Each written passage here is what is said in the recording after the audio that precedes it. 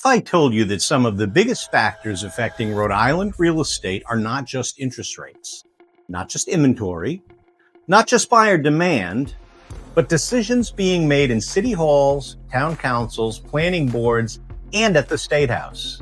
Now, before anybody gets nervous, this is not a political rant. I'm not here to tell you who to vote for. I'm not here to take sides, and I'm definitely not here to start an argument in the comments. But I am here to talk about something that matters to every homeowner, buyer, seller, renter, landlord, and future Rhode Island resident. Because whether we like it or not, local decisions affect housing. They affect what gets built, where it gets built, how long it takes to get approved, and how much property owners will pay, how much renters will pay, and whether young families, downsizers, first-time buyers, and people who grew up here can actually afford to stay here. So today, we're going to talk about the Rhode Island housing conversation in a practical, nonpartisan way.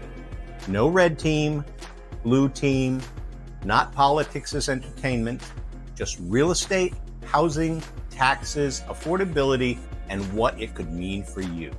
And before we jump in, if you own a home in Rhode Island and you're wondering what your home may be worth in today's market, comment value below and I'll send you a free home valuation.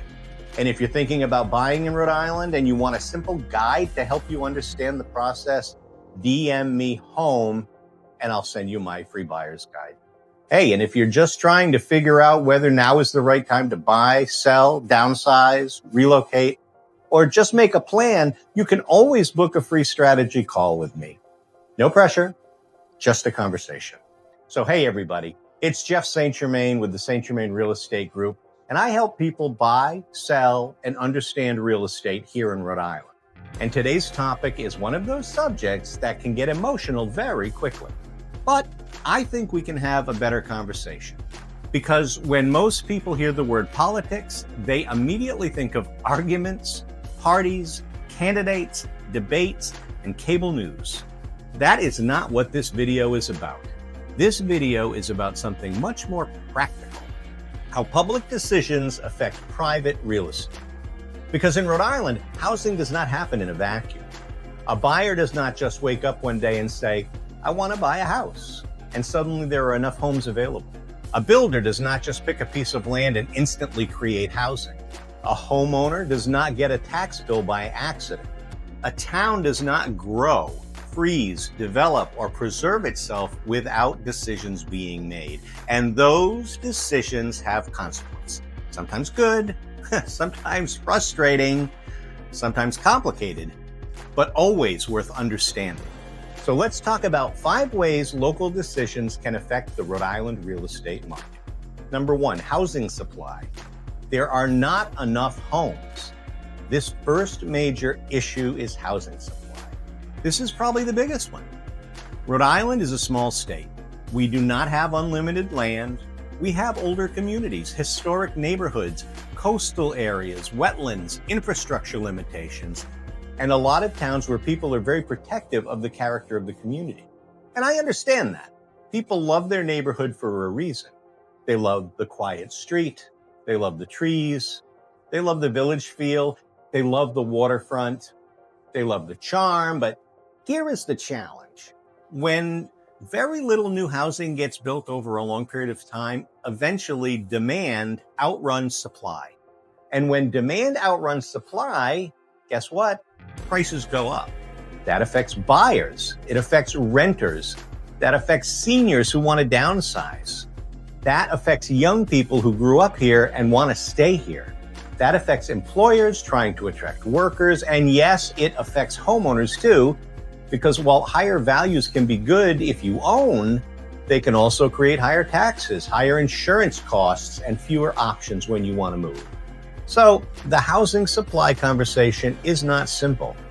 It is not just build everywhere, and it is not just build nothing. The real question is, where does Rhode Island need more housing? What kind of housing do we need? And who is that housing going to be for? And how do we add it without destroying the character that makes Rhode Island special? That is the conversation worth having. Not yelling, not blaming, actually solving. Imagine. Number 2, zoning, the invisible rule book behind every neighborhood. So the second issue is zoning. Now, I know zoning does not sound exciting. Nobody wakes up in the morning and says, you know what I'd love to read today? A zoning ordinance. But zoning is one of the most powerful forces in real estate. Zoning decides what can be built. Single-family homes, two-family homes, condos, apartments, accessory dwelling units, mixed-use buildings, commercial space, parking requirements, setbacks, lot sizes, building height, density. All of that affects housing. And here's where it gets important. A neighborhood can look the way it looks because of zoning. A town can feel the way it feels because of zoning. But zoning can also limit the number of housing options available. So when people say, why can't my adult child afford to buy in the town they grew up in? Or why aren't there more downsizing options? Or why are the rents so high? Or why is every house getting multiple offers? Well, part of that answer may be zoning. Again, this is not about blaming anyone. Zoning exists for reasons.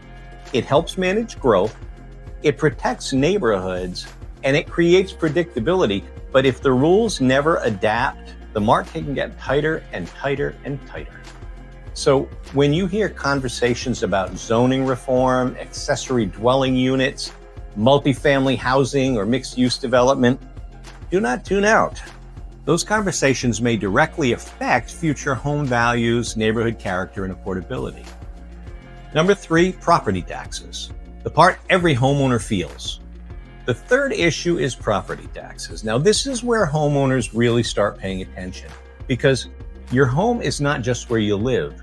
It's also part of the local tax base.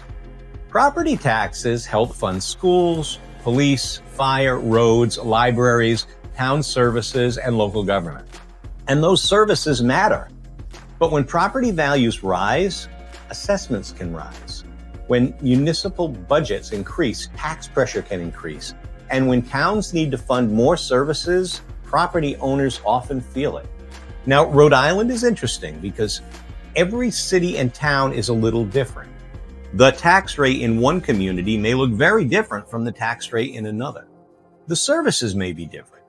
The assessments may be different. The exemptions may be different. So when people compare homes across Rhode Island, they should not only look at the purchase price, they should also ask, well, what are the property taxes? Has the town recently done a reevaluation? Are there exemptions available?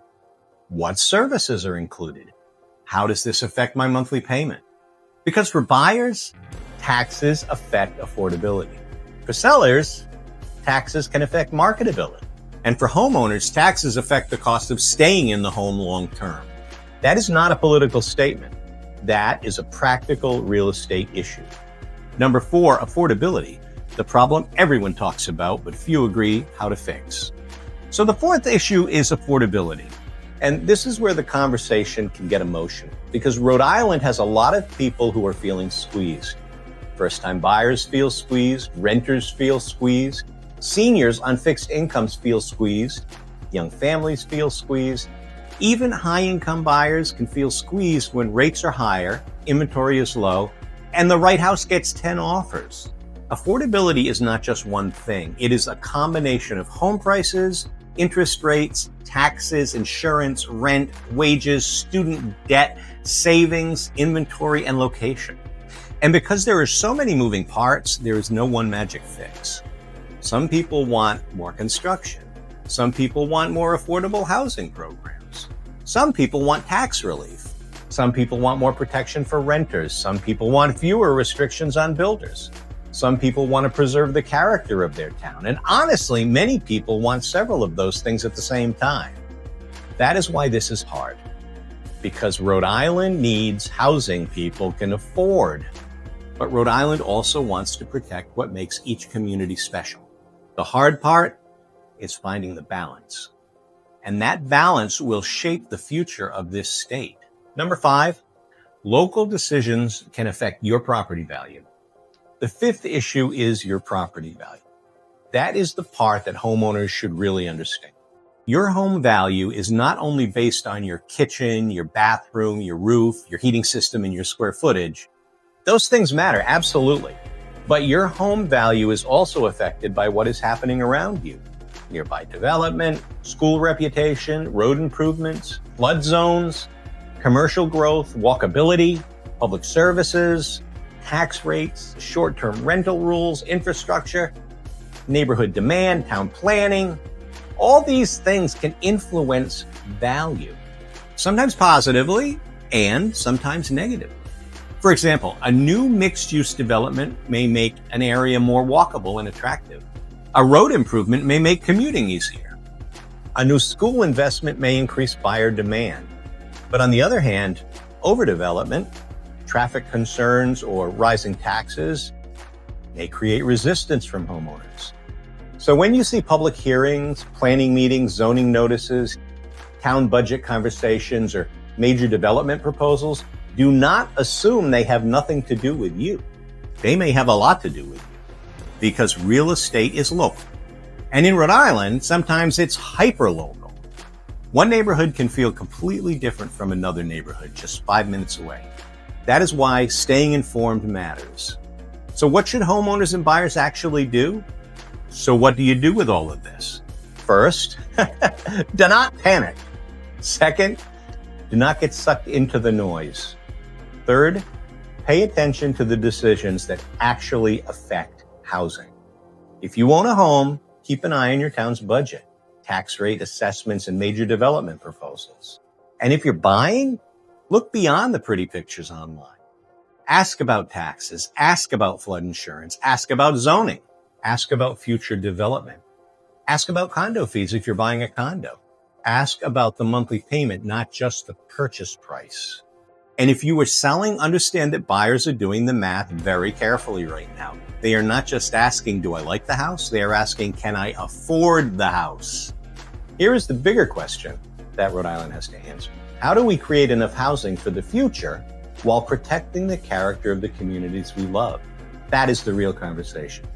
Let's face it, Rhode Island is special. We have coastal towns, historic neighborhoods, small villages, city neighborhoods, farmlands, suburbs, waterfront communities, walkable districts, and places that feel like they have not changed in generations. Well, this is the part of the charm. But if nothing changes, housing can become harder and harder to access. And if everything changes too quickly, people feel like they are losing the Rhode Island they love. So, the answer is not simple. But avoiding the conversations does not help. We need thoughtful growth. We need practical solutions. We need better housing options. We need respect for homeowners. We need options for renters. We need opportunities for first-time buyers. We need downsizing options for seniors. And we need to be honest that real estate, affordability, taxes, and local decisions are all connected. So here is my question for you, and let's keep it respectful. What do you think Rhode Island needs most? More housing? Better planning? Lower property taxes? More downsizing options? More first-time buyer opportunities? Better use of existing buildings? Or something else completely? Drop your thoughts in the comments. I really want to hear how people are feeling about this. Not as a political debate, as a Rhode Island housing conversation. Because whether you own, rent, buy, sell, invest, or hope your kids can stay here someday, this affects all of us. And again, if you own a home in Rhode Island and you just want to know what your property may be worth in today's market, comment value below, and I'll send you a free home valuation. If you're thinking about buying and want help understanding the process, DM me home, and I'll send you my free buyer guide. And if you're just trying to make a move, but you're not sure where to start, well, book a free strategy call with me. It's absolutely free. I'm Jeff St. Germain with the St. Germain Real Estate Group. Thanks for watching. Hey, and remember, in Rhode Island, real estate is not just about houses. It is about neighborhoods, communities, families, and the future of the place we call home.